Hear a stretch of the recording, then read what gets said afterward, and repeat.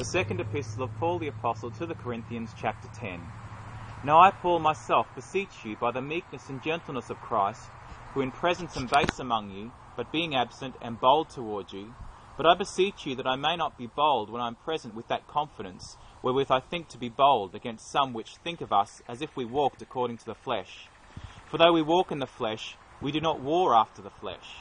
For the weapons of our warfare are not carnal, but mighty through God to the pulling down of strongholds, casting down imaginations and every high thing that exalteth itself against the knowledge of God, and bringing into captivity every thought to the obedience of Christ, and having in a readiness to revenge all disobedience when your obedience is fulfilled. Do ye look on things after the outward appearance?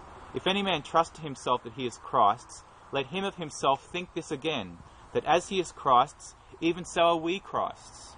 For though I should boast somewhat more of our authority, which the Lord hath given us for edification, and not for your destruction, I should not be ashamed, that I may not seem as if I would terrify you by letters.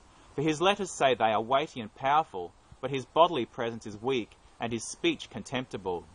Let such an one think this, that such as we are in word by letters when we are absent, such will we be also indeed when we are present.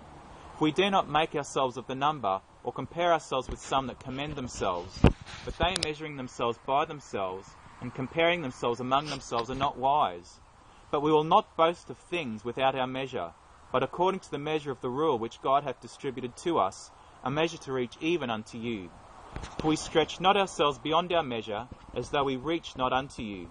For we are come as far as to you, also in preaching the gospel of Christ, not boasting of things without our measure, that is, of other men's labours, but having hope, when your faith is increased, that we shall be enlarged by you according to our rule abundantly, to preach the gospel in the regions beyond you, and not to boast in another man's line of things made ready to our hand. But he that glorieth, let him glory in the Lord. For not he that commendeth himself is approved, but whom the Lord commendeth.